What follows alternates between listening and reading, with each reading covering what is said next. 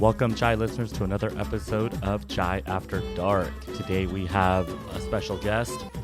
No, we don't. We have...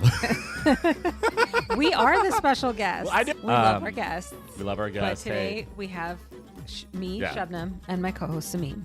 That's right. Hey, welcome to Chai After Dark, everybody. We are going to be talking about the White Lotus episode 3 of season 3, found on HBO Max. Is it HBO or is it Max or is it HBO Max? I cannot tell.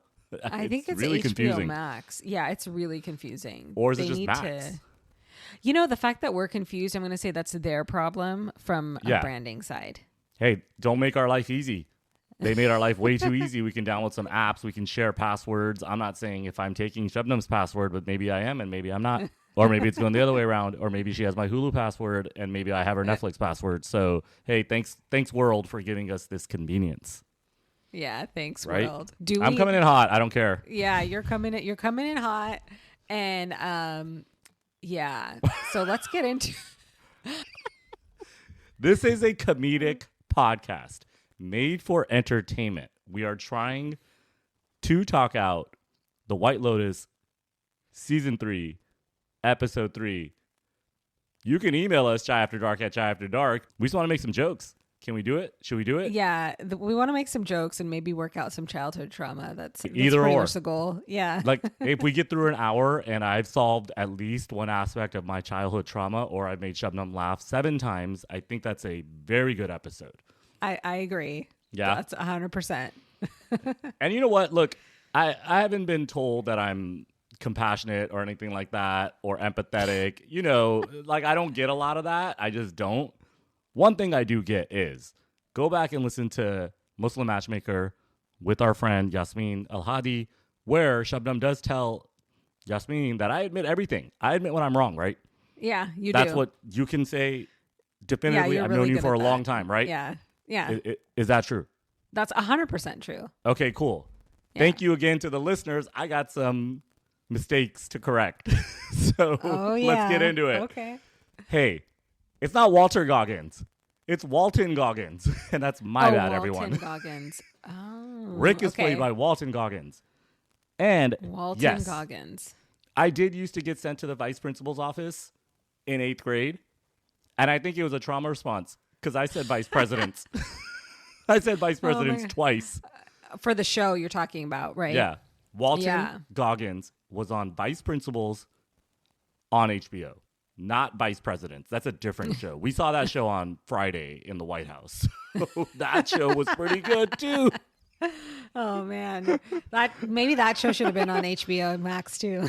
Yeah, hey, you want us to recount that show? We'll recount that show. Give us a press pool. We're in there, right? Well, and I'll tell you how it is, right? There's no propaganda here. So Vice Principals, Walton Goggins, right, Shabnam? Those two things I corrected.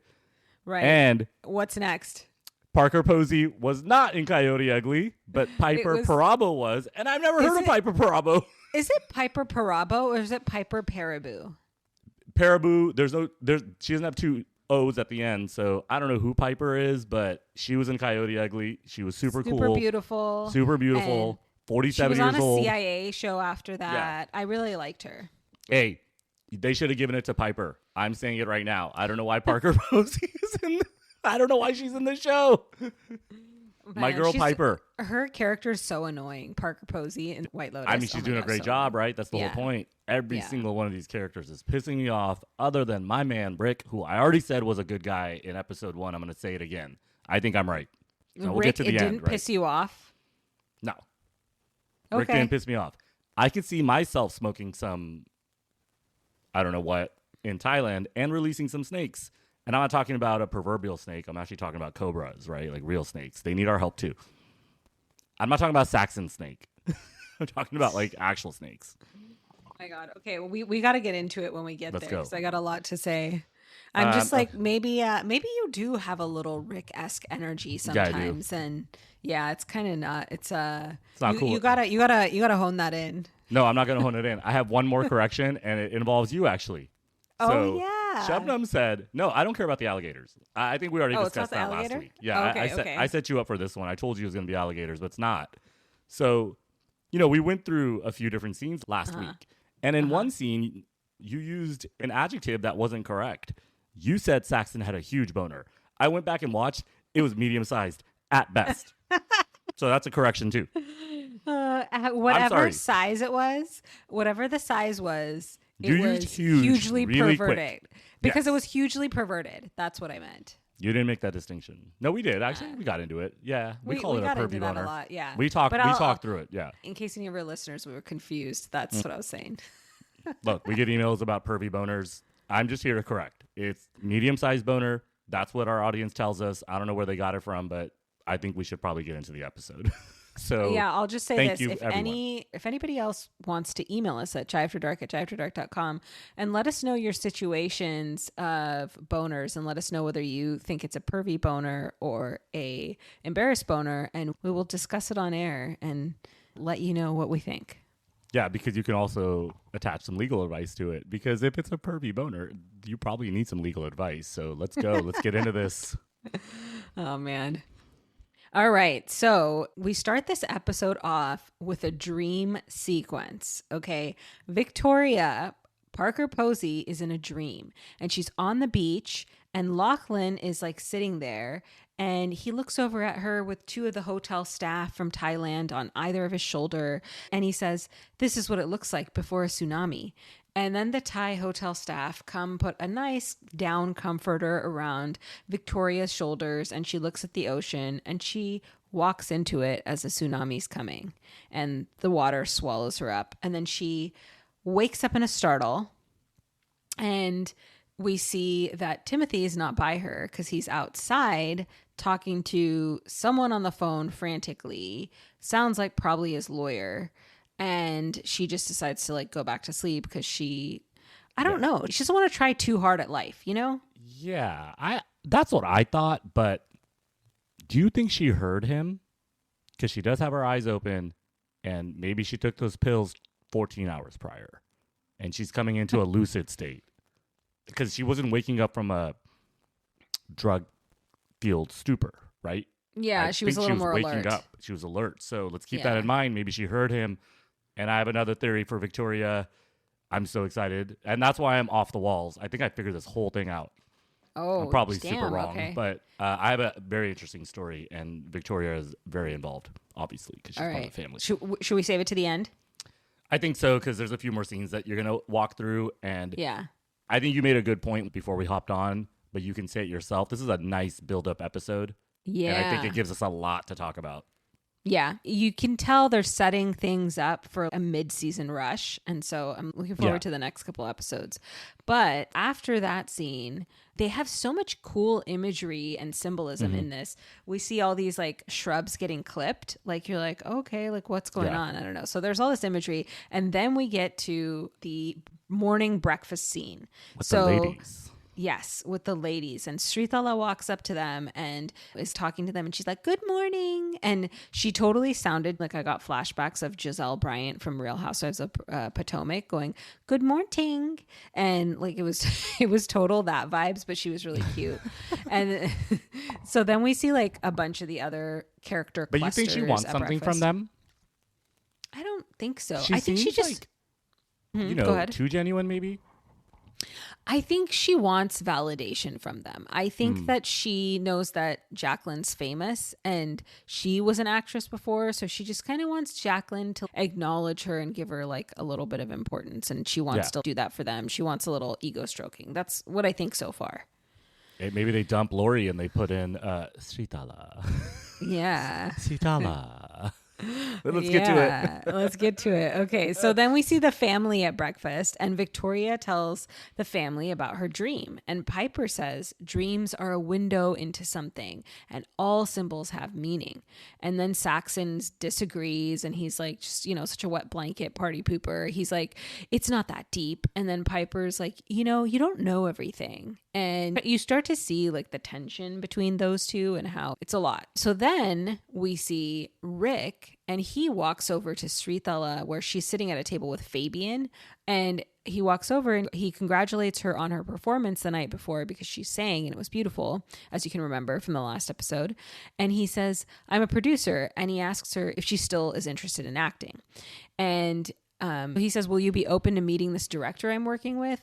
He's a lot of fun. He's in Bangkok. And Srithala says, I'm leaving for Bangkok today. And so he's like, okay, what's your name? Like, let's keep in touch. So she says her name and she like takes out her card to give him. And then she's like, my name is Srithala. And then he says, what does he say exactly? Fabian, he tries to say it and he messes it up. And then so Fabian says tries to correct Srithalam. Yeah, he says it all wrong. I'm like, dude, Yeah. this is like your like overlord. Like we always talk about the overlords. This is his overlord, right? You can't be fucking around with Sitala. You can't be fucking around with her. And there, Rick sits down and Fabian like gives the wrong name, and then Rick calls her Sritala. Like, you know, and then she's like, Sritala. And then they do it a few times. And then he looks at her and he's just like, that's sexy. I was like, what? What? That was random, right? Because if he is a hitman or if he's trying to get revenge for his dad, which he does allude to, right? In the wellness session, he alludes to getting revenge. But don't people do that? I feel like when I explain my name to people multiple times, because I have to do that often, then sometimes at the end of that explanation, they'll be like, oh, that's beautiful. But I'm like, do you really think that? Or are you just trying to reward me for putting in a lot of effort to tell you? Like, well, I mean, they want to say your name right. I mean, what are they going to say? Sabanam. Sabanam. Well, no, what did that? There's a squishmallow called Shabnam, by the way. Shabnam, yeah. It's actually spelled like Shabnam, everybody. So you can just literally type in. Exactly like this. Yeah. Squishmallow Shabnam. Yeah, and then the girl who's narrating, like who finds the squishmallow in Target, she's like, it's called Shabnam, and then she's like, I was gonna say Shabam, haha, and then she opens it up, and the squishmallow that's named Shabnam is a civil engineer apparently, which is really random, but okay. Which was almost what you were, right? But you went the lawyer route instead. So my dad was a civil engineer, so close enough. Oh, there you go. It's pretty close to home. Yeah. Anyways, Shabam Sabanam. I don't know, man. I don't think. I have met people before with you, and of course they do chill out a little bit, and they're like, "What's your name?" Hey, okay. Last night I was at the San Diego Clippers game, and it was military night, and I'm not military. I'm not former military, but my military buddy couldn't run the suicide drills for a halftime show, so he's like, "Hey, Sam does it," and then I went down there, and like, I'm in the middle of this arena running suicide drills, and the host announcer guy's like, "What's your name?" I was like, "Fuck." I was like, it's Sam. He's like, what's your name? And I was like, okay, he didn't hear the Sam. So I went for it. I was like, Sameem.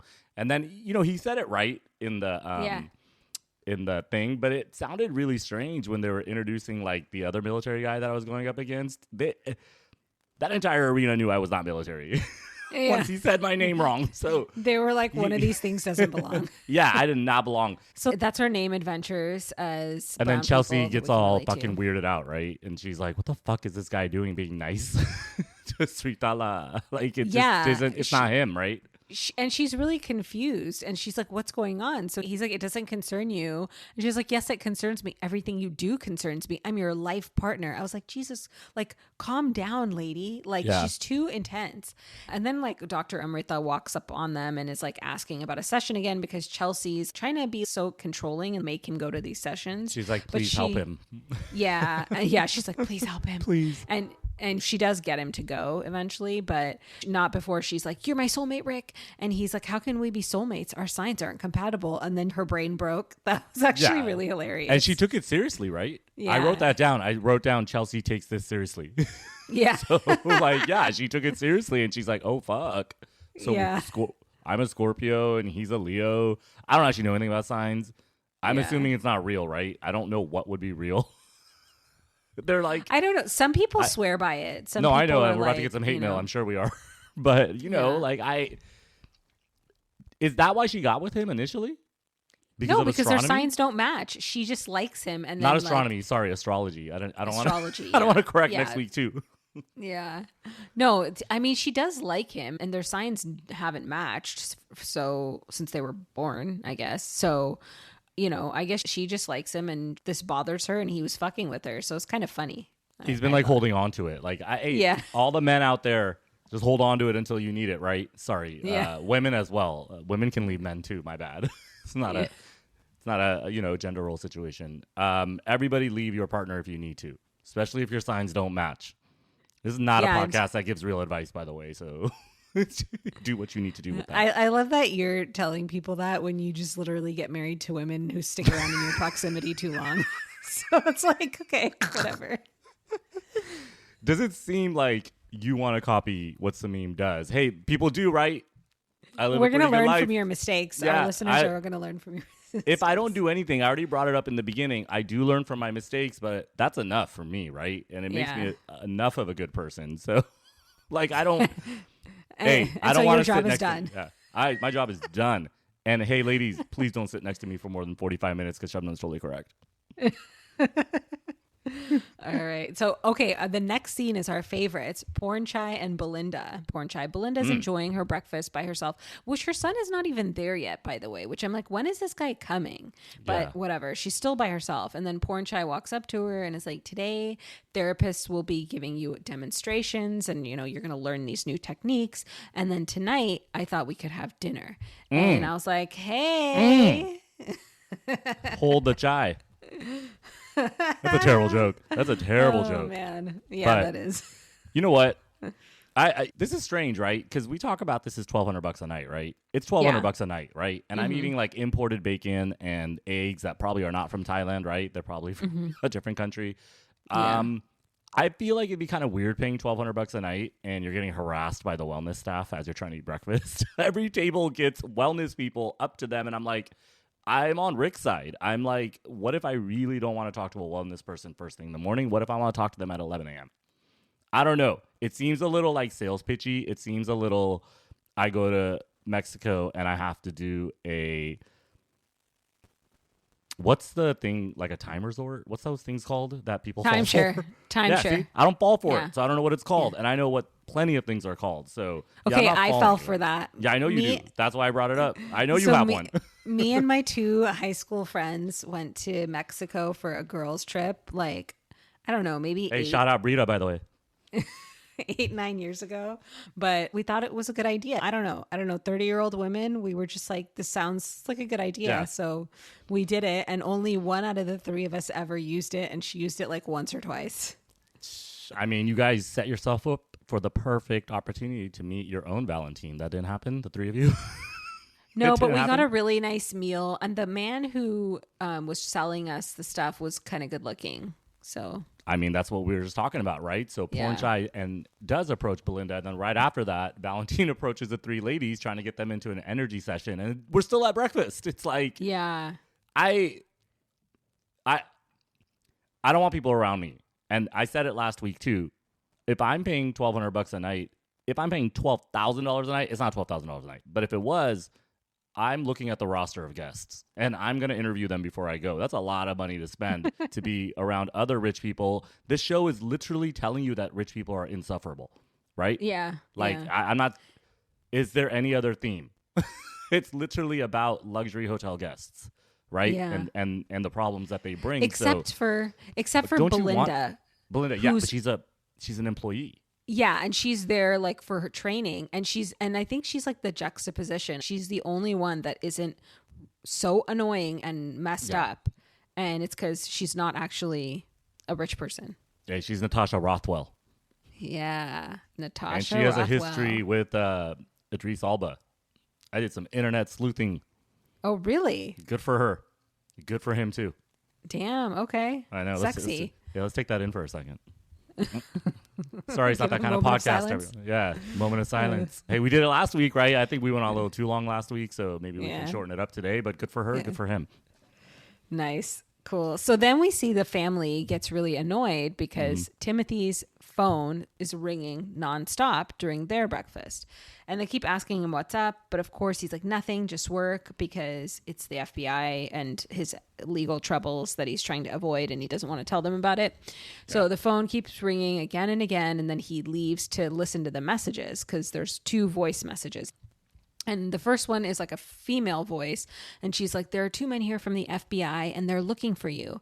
And then like he hangs up with that message. And then there's another message from a male who it sounds like is this lawyer. And he's like, the FBI has a warrant. You probably already heard about this, but do not talk to anyone until I get back to you. Yeah. And he's, sweating more than the Thailand heat will I mean, make he's him stressed sweat. out. Yeah, He's just like, stressed out as fuck. A lot of that breakfast scene is him like Johnny Depp in leaving Las Vegas on acid, just having like a recollection of every thought that he's ever had. So I have some thoughts about Timothy and Victoria. I already said at the end of it, it's already in line with what I said before, that they're not a real family, but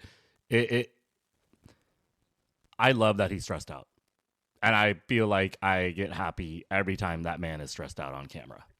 Like, I feel like it. I feel like she's so bored and checked out of life. I mean, who is he? Like let's, we said she's lonely. She feels lonely, right? Exactly. Yeah. That's the point. He is a man, and the subsequent scenes that Shabnam's going to get to, it makes it very, very clear that this is, let's remove Kenny. Let's remove the FBI. Let's remove his $10 million that he got for money laundering or setting up a shell corporation for Kenny. He's a terrible dude. He's a terrible, terrible man. And I'm going to get into it why more later when you talk about the phone scene where he actually wants to get rid of the phones. That's an extremely, extremely like triggering scene for me. And we know exactly why. And we'll get there. Okay, let's wait. Well, let's hold off then. Okay, so then we see the next scene. Guy Talk welcomes Srithala back into the hotel, and he goes up to her, and he's like on his best behavior, shining smile, and he's just like, if you need anything, let me know. And then he also pitches, he's like, or if you need another bodyguard, I'm happy to help you. Because this is all for Mook, right? Like he knows that Mook finds a bodyguard sexy and she's talking to them, so he wants to be a bodyguard. But it's also really ironic because he just got knocked out during the robbery. So it's a weird time to ask for that job. But he's got some energy, right? Like he got energy healed. So I don't know. But I would not volunteer to go work with guys with those tattoos and guns. Like one of the guys is like a shaved head and he has tattoos all over his head. Come on. They look like they've been like, working for someone hardcore for a long time. And he looks like a nice guy, like I think giving up your life potentially for some potential, Mook loving, it seems a little off. I think I'd rather protect the sanctity of my life so I don't have to get laid one night. I think I'm okay with that. So I think he's taking it a little bit too far. You want to like put yourself he's in a little too thirsty. Yeah, right? Like it's just. So I'm going to say one thing about this scene is when the bodyguards come up later and like kind of harass him because they find out that he does ask Srithala to help him with the bodyguard. I didn't like that scene. What is this, High School Musical? Like, come on. We needed a high school bullying scene in here. I love this show. And I love Mike White. I love the writing. But sometimes you need connection in screenplay. And you have to develop like organic sort of tension in scenes. And I get it. It's probably pretty hard to put two bit characters, what the bodyguards are, with Guy Talk and develop chemistry. So you have to go for the low-hanging fruit, which is high school bullying. I'm sorry, that's like a really long explanation of why Mike White might have put in a bullying scene. It might be totally something else, but how else were they going to build tension? I don't know why I'm stuck on that point. I do enjoy like writing and how characters interact with each other. So it just like took me back to every show I've ever watched, right after high school or something. It's just like a very classic bullying scene. What's he going to do? So my theory is, I'm going to put this Guy Talk theory out there. I wanted to do it on the next episode, but what if he's the shooter and he's just saving everyone? And nobody dies other than bad guys. Actually, it's funny because during that scene, I thought that because we said we would, in the first episode and then maybe like fourth or fifth episode, so like next week, go back with predictions again of like who's our predictors of the shooter. And I kind of thought that maybe one of those three guys was going to be the shooter after that scene. But it'll be pretty similar to season 2 in the fact that Tanya does blow everyone away. It's just that she, mistimes her little jump. So I don't know. Like, it'd be weird if it was another good guy killing all the bad men because season 1 was completely different, right? It was an accidental death. Yeah. And let's not forget the fruit. The fruit from season 1. That's still going to be important, I think. And the fruit. The fruit. Oh, yeah. And I think you're about to actually get into that scene. The next scene is... the poisonous seeds of the family fruit, the entire family, the rat lifts. And the first thing that happens in their villa is that Lachlan shows his dad a video of a tsunami from the big Thai tsunamis from, I think, was it like 2005 or something? Yeah, and right? he's like, it was the next beach over. And then they're like, stop depressing us. Nobody wants to hear that stuff. I'm actually glad you brought that up. And when in 2004, when that tsunami unfortunately happened in Thailand, it wiped out a lot of resorts, and that's not the issue, right? The issue was, I think a lot of local people lost their entire livelihoods. I was here in the United States, obviously. I was working at some bank or something at the time. I think I was actually pretty old. I was like 25 in 2004. Yeah. And this like couple walks in, and they're like realtors or something like that, and they just start like crying, and I'm like, shit, dude, they're from Thailand. This is really sad. And everybody was pretty upset, right? Yeah. And it turns out they're just like fucking annoying Americans, and they're like, we just lost the resort that we go to every year to chill out from this stressful job here in the Bay Area. I was like, man, you guys are terrible people. Like, that's all they cared about. And I remember it was 20 years ago, and I remember it so specifically that they were so upset. Not that the resort's gone and what's going to happen to the workers and, you know, the local economy. What's going to happen to their leisure. Yeah. It was, hey, put them into White Lotus. Just swap seriously. them out for the rat lift. That's, you know, it's probably people like that inspired Mike White, right? So no, I mean, do you think these people don't exist? I mean, it's kind of funny, right? Like when I watch a show sometimes, sorry, I'm on one today, and you know, let me just do it, okay? When I'm watching a show and like I get like a trigger, right? And we talk about triggers all the time, but a lot of it is like very specific things. So if you're watching like some sort of like religious show and they're showing Christianity and someone starts like crying in a church, that actually really affects me because I used to go to the mosque all the time and I didn't know Arabic, so sometimes it's just like the voice that gets you, right? So that kind of quick trigger comes back to you when you're watching TV. And I'm assuming you've had the same sort of feelings, right? Yeah, of course. Yeah. So I was thinking about this, and this is our third season, and I don't have a lot of extensive experience with like TV and what kind of characters are on TV.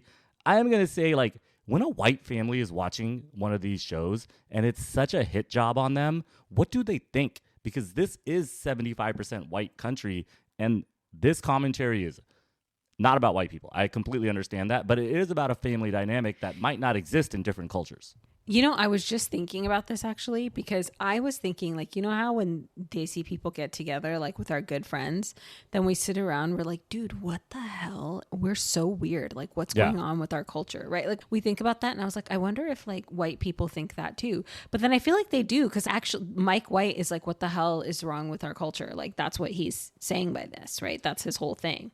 Yeah, and I did say in the middle of my rant that I don't think it's a white thing. It's a family thing. And on the previous episode, you did make the point where people check out once they hit their job status or their house size and their kids are beautiful. Like Victoria just wanted pretty kids and that's it, right?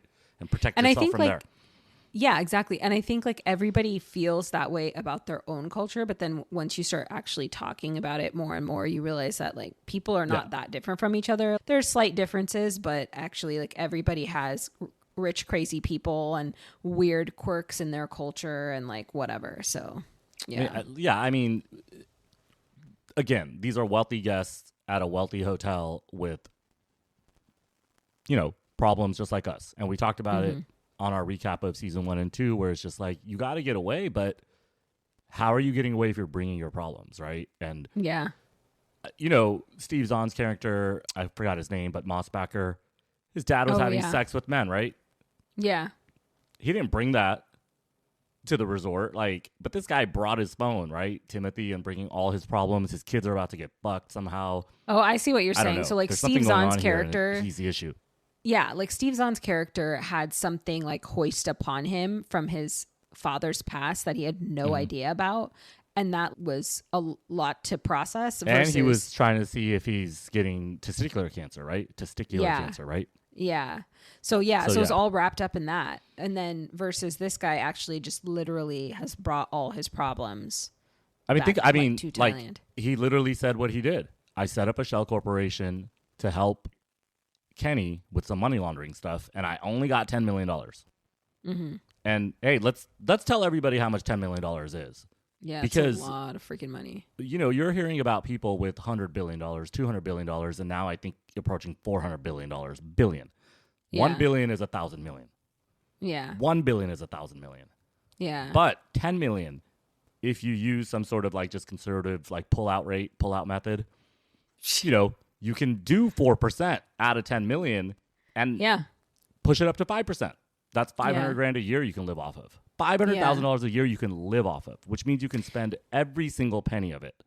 Yeah. And you can just do whatever you want. You can have a $40,000 mortgage payment. And you're never cutting into your principal. Never. Because it'll just keep going up. So, yeah. Hey, again, I guess we just went from life advice to financial advice. But yeah, hey, if you're going to pull out, make sure you pull out correctly. Life advice from Sameem. What are we doing? Let's get back to Timothy, man. Yeah, let's get back to Timothy. So then Pam comes in, right? Pam, the hotel staffer, nice lady, sounds like she has an Australian accent, and she brings the blender that Saxon's been waiting forever to get because he wants to make protein shakes and drink protein shakes and have Lachlan drink protein shakes and whatever. So Lachlan can get laid and get his posture up. This is insane. I didn't know protein shakes was the end all be all. Hey, beget with protein shakes and with pussy. I got it. Thanks, Saxon. Protein chicks? I don't know, man. I'm getting protein. Yeah, protein chicks don't sound bad, actually. What is that? Is that a real thing? I don't know. So then Pam basically reminds Victoria that she has a massage scheduled. And then Lachlan apparently has a corrective postures treatment.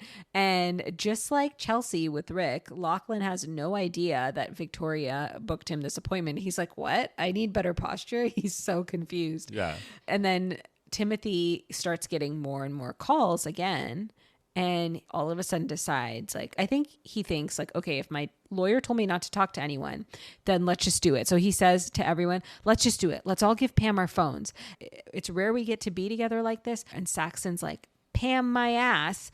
And Piper and Saxon basically really get into it. She's like, you always get what you want. He's like, no, you always get what you want. And you really start to see that tension build between the two of them, that they kind of hate each other. And they're really two polar opposite coping mechanisms of this dysfunctional family, I feel like. Yeah, and then Saxon is like, just straight up yells, she gets everything she wants. What kind of shit is that?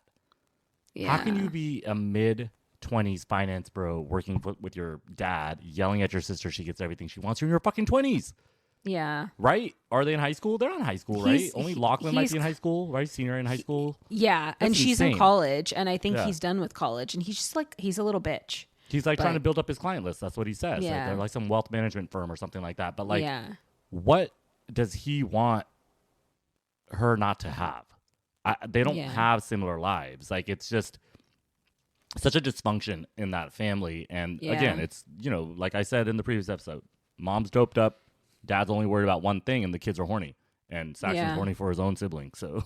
but it's more than that. I feel like Saxon has this drive to like get validation from his parents by being successful like his dad. And I feel like Piper's trying to search for a meaning in her life and learn different things. And she's hoping that that will make up for her parents not really being there for her. And I just feel like Lachlan's completely lost. He doesn't know which way to go, like which sibling to take after.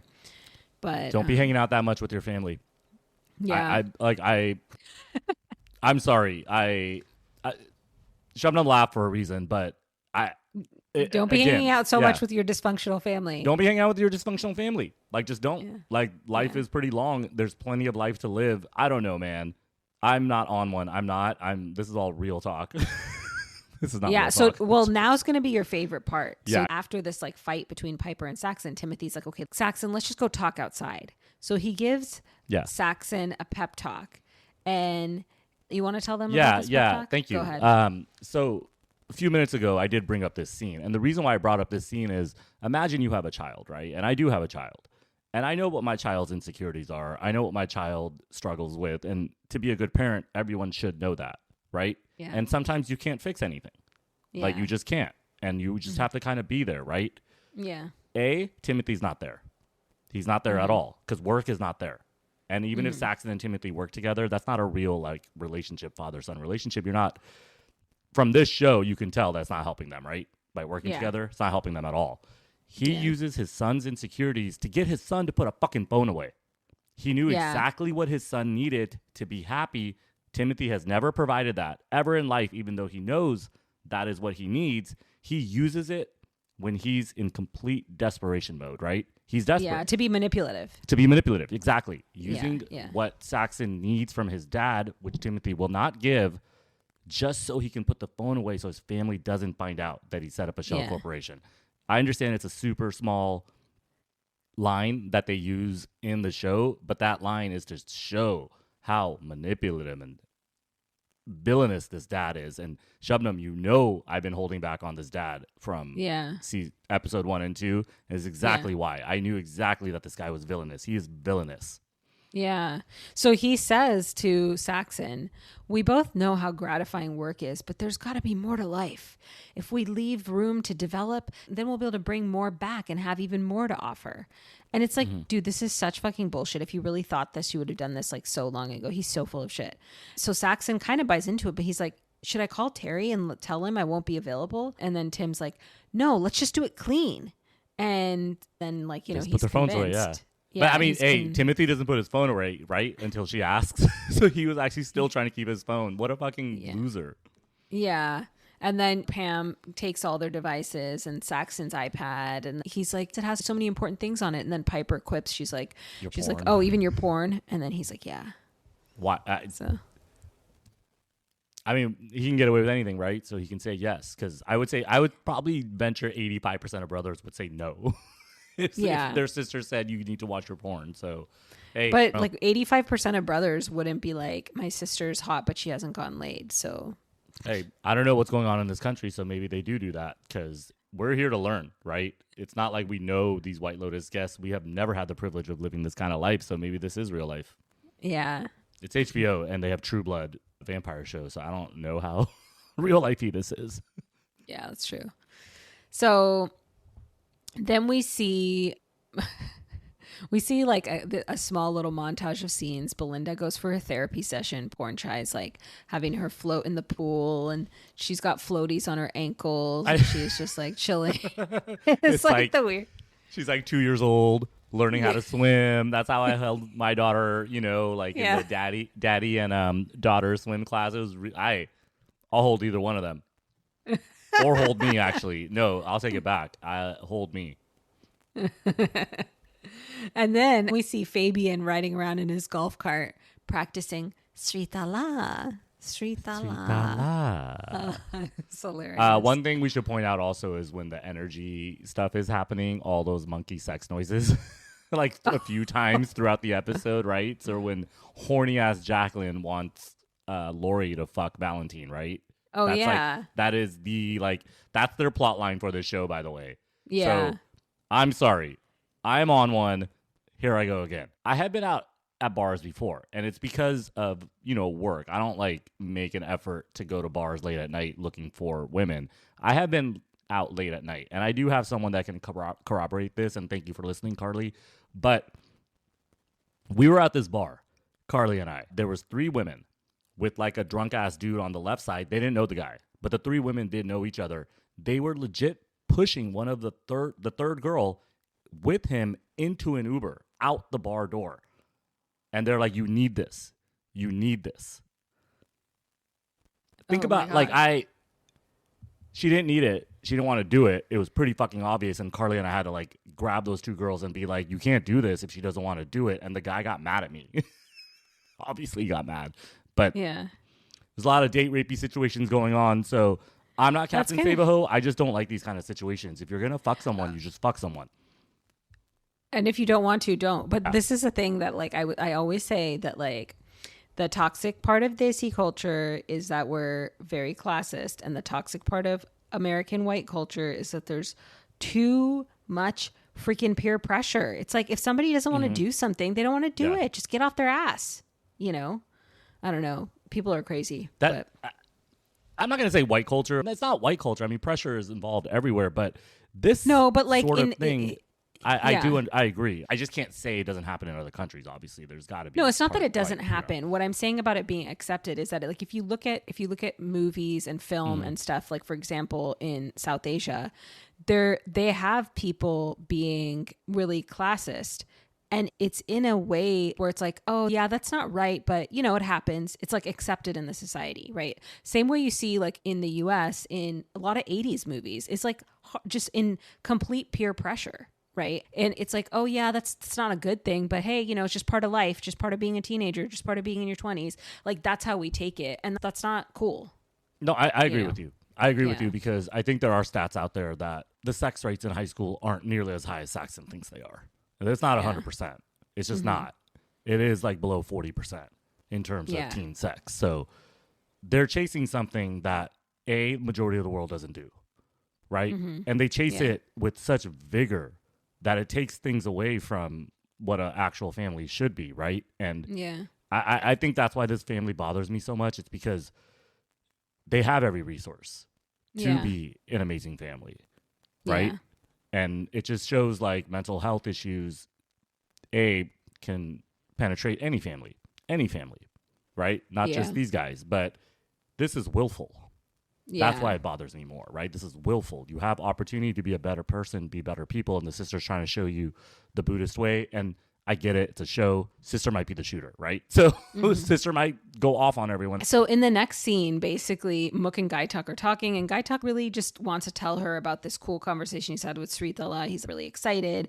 But then, like you're saying, the guys end up basically coming up to him later and bursting his bubble. Like, you think you can be a bodyguard when like you were about to get fired because you didn't even handle your shit last week with the robbery and all that. And so he kind of gets like a real scene. Like, does it seem like that would happen? I think they would either fire him, which they allude to, or they would like just ignore him and not give him any sort of promotion. And so I think it'd be weird if grown men with guns bully you. They already have the guns. The whole thing with Gaitak is weird. I feel like there's a purpose for this storyline, but we're not quite getting it yet because it's like, confusing. Yeah, it's really kind of confusing, and it hasn't quite fallen into place yet. But it's only the most obvious thing is he like cracks and shoots everyone. I just don't see it. Like it'd be kind of a strange like way to end this. Yeah, just on a madman sort of rampage. I hope not. Yeah. So then we see Dr. Amrita, and she's working with Rick, and he is extremely jaded, but she starts to get through to him. But you see, as he comes out of the session, he's having major anxiety because she probably made him like think about something, like actually have thoughts. And so he's like looking to get high as much as possible. So he basically sees Chelsea outside, and he's like, I'm going to go get weed from the town. And so she's like, no, I want to come with you. As I said, I don't think he's a hitman now. But when Amrita is asking him what's wrong, he does say again, my dad died and he was murdered. And I can get at least a little satisfaction out of it. He is after revenge. And I said that in the first episode. I said he's a hitman or he's after revenge. He's a good guy. He's going to go get Srithala's husband, Khun John. Interesting. The white, Khun, right? Like a sign of respect, I guess that's what it is. Khun John. So that's why he wants to go to Bangkok as of now. I don't know. Maybe he is a Hollywood producer. Who knows? Yeah. I doubt he's a Hollywood producer. Yeah, I doubt it. I'm kind of starting to see, okay, maybe there is something to your theory, I guess. I mean, because stealing money is kind of like, okay, we already did that in White Lotus, right? Yeah. Let's go get some fucking revenge. Yeah. So then we see Lachlan also get his energy posture session, which is hilarious because the healer working on him says, you're always in a protective stance. What are you afraid of? And he's like, there are big personalities in my family. I'm just like protective. And then the guy goes, well, you're protecting yourself from something with your female side, with your left side. And I was just called out. Yeah. And then he gets so uncomfortable and he's just like standing there. He's like, okay, what should I do? And I didn't know putting really your left leg scene. on your right leg meant you were a female. No, I don't know what that was. He said you're protecting yourself from your female side. So I was like, I don't know. Maybe it means like Lachlan needs more nurturing or something. Like, I don't know. It was just an interesting whole thing. The funny part about it was it made Lachlan really uncomfortable, which was interesting to see because he kind of got called out, like you said. Right? Yeah. I mean, I don't think a 17-year-old needs to defend his posture, though. That's kind of ridiculous. Just tell him to sit up straight. Yeah. Like, come on. Like, just leave him alone. He has his whole life to get his posture ahead. But, hey, posture equals getting laid, right? So Saxon thinks posture is one thing. Victoria thinks posture is a different thing, right? And Lachlan's like, I don't want any of this. Yeah. Actually, he does want it because Saxon, before that, does say, hey, you want to get fucking laid? And he doesn't say the F word, but Lachlan says, let's do it. Yeah. But I don't know if he really wants to or if he's just being like, he just wants some attention. It's like sort of the Timothy thing with Saxon that I just kind of went off on. Maybe he's just like, I want some either Piper or Saxon. Can someone please just, be a figure for me? Like, exactly. good influence. Yeah. So then we see Chelsea and Chloe, and they're sitting by the pool and they're talking. So I guess the scene where Chelsea leaves with Rick is like right after this, because like Rick comes out of his session, but while he's in his session, Chelsea and Chloe are sitting at the pool. And Chelsea asks Chloe like what the history is with Greg/Gary. And Chloe basically says he had a wife previously, but she was really depressed and she just walked into the ocean one day. And then Chelsea's like, oh my God. And then like Chelsea sees Rick come out. So she like gets out of her thoughtful stupor about that and like runs and leaves to buy weed with Rick. He's like, I need weed. I need to go to town. And yeah. One weird scene was then Chelsea says to Chloe, love ya, gotta go. And Chloe says back, love ya. And I'm like, that's not weird. That's just how like women talk to each other. Sometimes. Yeah, but okay, the three ladies, right? So Yeah. there's something about fake niceties and pleasantries that we talk about sometimes, like platitudes. So I'm not saying there's some platitude stuff going on here, but Chloe needs Chelsea, and she needs Chelsea to trust her. Yeah. Because Greg Gary is up to something. So do you think that when Chloe told Chelsea that story about Tanya, Greg's ex-wife, do you think that that was actually what Chloe thought is true? Or do you think that Chloe is actually lying to Chelsea to manipulate her? Yeah, I don't know, because Greg might not even be the bad guy from season 2, like I keep saying. So it could just be that he's here with Tanya's money because he doesn't know that Tanya went with the gays. He doesn't know because he takes off, remember? Like he had to go back to Denver or something like that. So out of Sicily. But I don't know. Yeah. They might be lying. I mean, everyone's lying to everybody, obviously, because there's... The good thing about White Lotus is like not everyone has bad intentions. Yeah. But there's one or two people with bad intentions, and we're just not there. So I do think there's something going on with Chloe more so than Greg Gary. What if they separate those two? And, you know, she's the bad guy and she's the one that's out for Greg, because she knows he's rich. So who knows? It might not be Greg Gary. Yeah. And then we see that Rick goes into town and with Chelsea, and he gets his weed and he smokes it and he calms down. And then Chelsea goes to him, are we ever going to have fun again? And Rick is like, do you want to get fucked up? And she's like, we have dinner tonight with Chloe and Gary. And like Rick is obviously not happy. And then he somehow gets distracted and he sees a snake show. He's like, let's go look at that snake show, like across the street.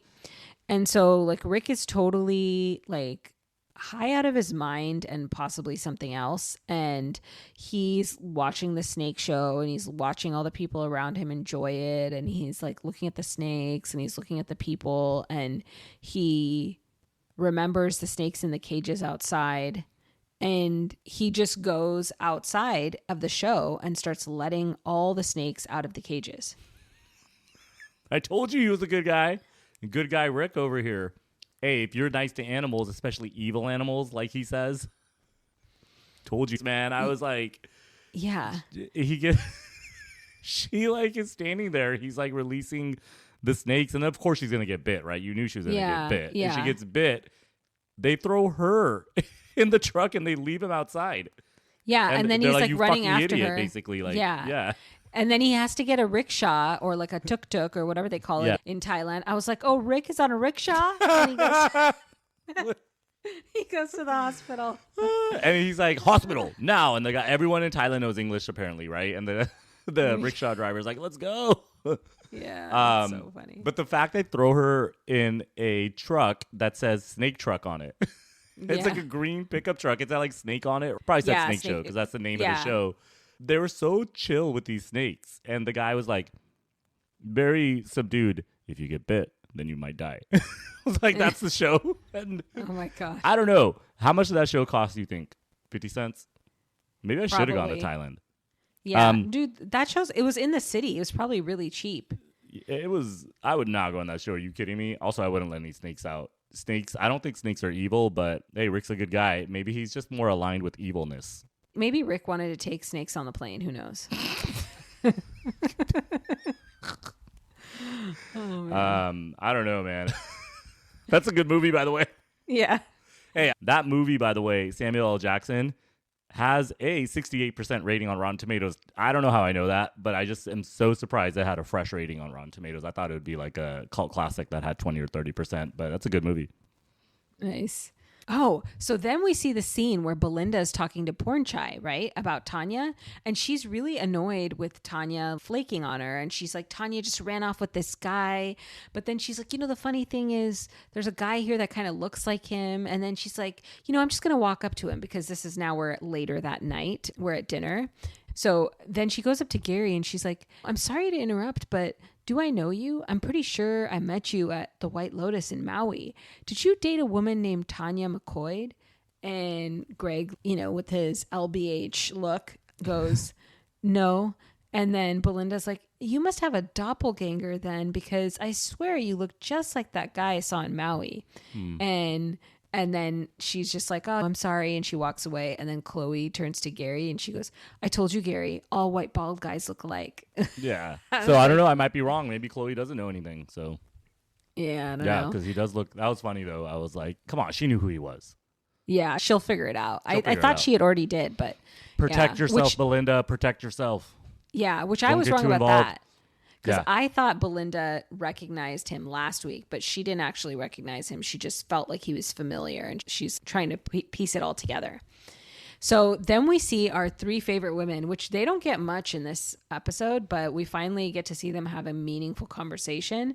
And Kate, Lori, and Jacqueline having dinner. We learn Kate is religious, and she goes to church, and she doesn't like the energy healing stuff. So it comes up because of that. She's like, when the energy healing stuff gets a little too hokey, like I'm not into it. And then they start getting into politics and religion, and she starts telling them they should come to her church. And then they ask her, like, doesn't it get to you to go to church in Texas with all these conservative people? And she kind of keeps saying no. So then they realize, straight up, she's like, are you a Republican? Yeah. She's like, I'm an independent. It's like the most like Republican answer of all time. Yeah. I'm fiscally conservative. That's what they should have used, actually. No, but she says, I'm independent, but Dave is a Republican. And then Lori says, you didn't vote for Trump, did you? And then Kate says, are we really going to talk about Trump tonight? It's a very nice church with lovely people. And she goes back to talking about her church. And then Lori and Jacqueline are like, oh yeah, we can't wait to visit. And they just kind of lay off of it. But I was like, oh, okay, so this is... Yeah. One thing she did say that Kate, I think this is very in line with what Mike White is trying to say. She said they come from good families. Yeah. When they asked her about the church, they didn't say, she said they're good people like you said, but they said they come from good families. And I think that's a direct hit on family values and stuff like that, especially how we've been talking about Timothy's family, Timothy and Victoria's family. But is it a hit on family values, or is it a hit on because you could take that in a racist kind of way too. I mean, yeah, I'm not look, I don't think there's anything family value-ish with anybody really. You are who you are, right? You're not who you are because of who you vote for. And I hope everyone knows that. And this is Sameem advice, by the way. You are who you are, not who you vote for. But the reason why the scene is there, and Shabnam, you're completely correct, is because it's to isolate Kate, right? Yeah. So they can have that really, really, really that's an amazing shit-talky scene, conversation. That's a great scene. Too, when she wakes up. Yeah. I mean, there's only two candidates, and there's more than two kinds of people in this country. So exactly. Yeah. I mean, we cannot. It is what it is, right? And just be yourself, everyone. Don't vote for someone because your husband voted for them or your wife voted for them. And this is the issue, right? Kate becomes who the person she's with is, and that's what they say when she catches them, I guess, talking shit. Yeah. So then we see the family at dinner, and they're all at dinner except for Timothy. So Timothy, after getting rid of his phone, has finally decided to take Lorazepam and actually get some sleep for the first time in his life. So he's knocked out AF. And they're all wondering where he is. And Victoria's like, oh, he's just tired. And then Saxon brings up that he got an invite through Chloe to go on a yacht the next day. Don't go on that yacht. Don't go on that boat. And I know the boat is always ominous in the White Lotus, but actually, you know what, Saxon, do go on that boat. Please go on that boat and take your daddy with you. I know, man. And so then Victoria says, "Are they decent people?" And Saxon goes, "Of course they're decent. They're rich." And then Victoria goes, "Yeah." Victoria's like, "Just because they're rich, just because they're rich doesn't mean they're decent." And then Piper says, "Most rich people are trashy." Got him. Hey, have we not discussed this enough? Aren't they a trashy family? Yeah, they Like are. they are the definition of trash. I'm sorry. Like, But she's you can't- basically calling her entire family trash, which is hilarious. But she doesn't think she is because her kids are good looking, so they can't be trashy. That Yeah. literally, that's like. But that I mean, is- Piper. Yeah. Piper's Piper calling knows, her yeah. family. Yeah, Because she's intelligent. totally- Like Piper's Yeah. a Buddhist chick trying to be, and then she does go to the Buddhist temple, by the way, and makes an appointment. Yeah. But we still don't know what's going on. But she ends up with an appointment. Hey, Friday at 2:00. yeah, from the Buddhist with the MacBook. Yeah, Like, nice. Yeah, with the perfect English. Yeah. Hey, he's not here. Come back Friday at 2. There's some foretelling here as well. Yeah. We just don't know what's going on. But yeah, dude, they are trashy. Like Yeah. that's literally this. That's why I love this episode so much. A, it got me worked up, and so I thank you, Yeah. Mike White, for that. But B, it really did show like the complexities that go into a family dynamic, and I think we've touched on a lot today. But I'm gonna say right here, please don't get mad at us if we have like some things that we're saying about white culture and white families. It's mostly coming from this show. Yeah. Come Yeah, on, exactly. like what do you want us to say? It's like on the show. Yeah. And we talk mad shit about Desi people. So I think you brought up Desi people today more than you usually do, right? It's not a Desi podcast. Like, hey, we can't talk about the White Lotus. Of course we can. Like of course have, we can, yeah. Yeah. So then we get this little scene where Chloe's kind of making eyes at Saxon and flirting with him, and then Greg notices, and she's like, "Oh shit!" And so there's like something brewing there, like she's maybe gonna hook up. And with they Saxon did or have a whatever. small scene together at the pool in the middle of the Yeah. episode. We didn't touch on it just because who gives a shit when Saxon's hitting on a Chloe? But there's something Yeah. there. Maybe they're Been gonna there, rob done him that. and take him to the boat. Yeah. So then we see Rick calls his friend on the phone back in the villa after dinner. He's sitting in the hotel and he's like, "I'm coming to Bangkok tomorrow and I'm going to see you, but I need your help with a couple of things." And he like hangs up the phone. And then Chelsea walks in and she tells him, "You're deranged. You let a bunch of venomous snakes free." And Rick is like, "I felt bad for them." And Chelsea's like, "Snakes are evil. Read the Bible." And then Rick is like, "Even if they're evil, treating them like crap is only going to make them more evil." And then she says, "I could have gotten killed." But Yeah. then she goes on this thing about how like she's going to follow him into the next life. And I was like, what the fuck are you talking about? Like, I don't know. It's very like, I mean, you think a she's- normal woman would be with Rick in real life? Like, come on. Of course he's going to have some hippy dippy stars have to align. And look, they don't get along in real life, right? So Yeah. she has to get along with him through, a different dimension. It has to Yeah. be through like some sort of astrology. But yeah, I think she needs to connect with him on a spiritual But I level. think she doesn't get along with him in this life. So she's hoping in the next life they'll fare better. that's Yeah. my theory. But it's kind of like, hey, didn't we just say that? Hey, if you want to Yeah. move on from someone, just move on from someone. You don't need to make excuses that astronomy is keeping you together. So I'm rooting for Rick and Chelsea. I like them. Like we're 3 episodes in. I'm starting to see that they might not be the issue. Yeah. So then we get this scene of all of the guests going back to their hotel, and we see Porn Chai walks Belinda back to her villa, and he drops her off all nice and gentlemanly. She goes inside, she takes off her earrings, and she's like, "What you dreaming about, Porn Chai?" He's so cute, and he was so cute. Yeah. Like I mean, I don't know who that actor is, but that was like some amazing drunkenness, honestly. Yeah. Because I don't know if he actually got drunk, and maybe we can ask someone. But it was good, right? Like Yeah. the actual acting, like he was tipsy as fuck, and she's like, "What So you dreaming cute. about, Porn Chai?" You know what he's dreaming They're about They're after so dark. cute. Yeah. But then she hears something outside. Mm. And she's like, "What the fuck is that?" Like someone's after her or something. And I'm just hoping it's her son being annoying. But I don't know. I guess thought we'll it was see. that she was hearing the conversation with Lori and Jacqueline. I thought. Oh That's no, what I thought it was. I thought she was hearing rustling.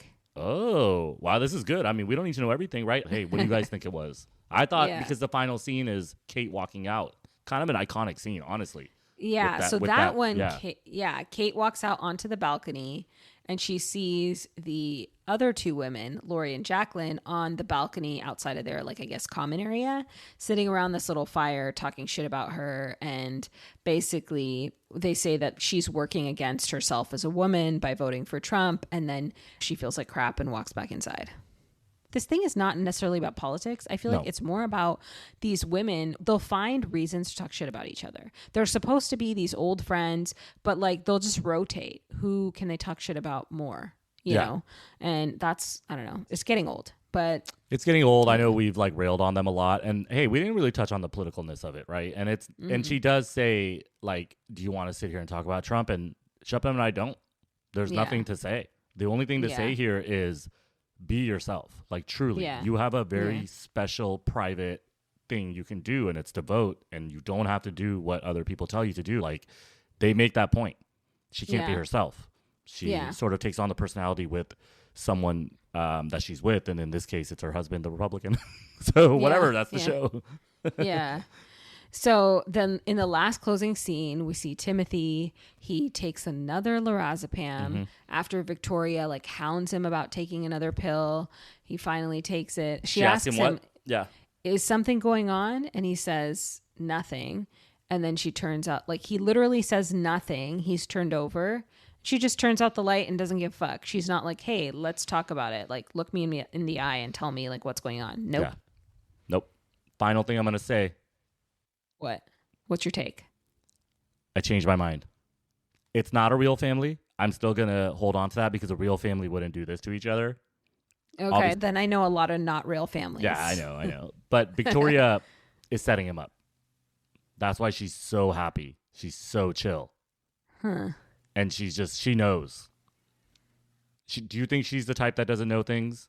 She hasn't said a single thing in 3 episodes with any sort of knowledge. You see what I'm saying? Yeah. So I feel like the White Lotus is trying to present her as like a ditz, druggy white and that woman that doesn't know anything. But I don't think that's the case. I think she's setting Timothy up.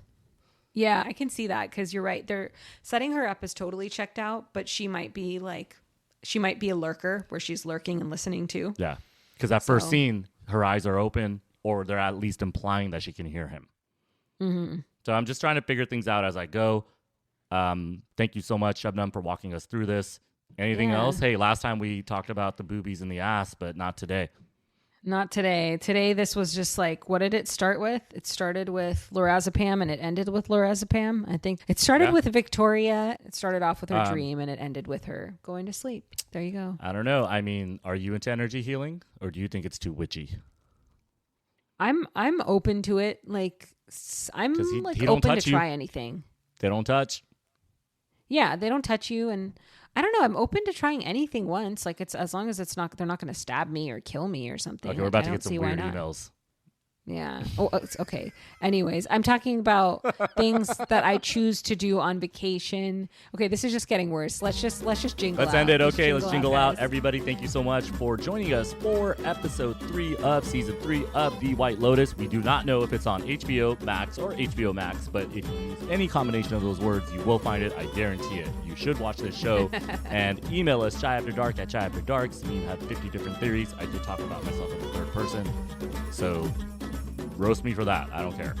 But Shabnam, thank you for watching. Yeah, and subscribe to all our socials. Yes. We're Chai After Dark everywhere. Sign up on Patreon. We have some more content, some true crime. We're doing the Mindy Project rewatch, and so check it out. The Mindy Project watch for Sameem. Yeah, first watch. Yeah. Patreon.com/Chai After Dark. Let's jingle out. Let's get out of here. See you guys for episode 4. Thank you so much. Dun, dun, dun, dun, dun, dun, dun.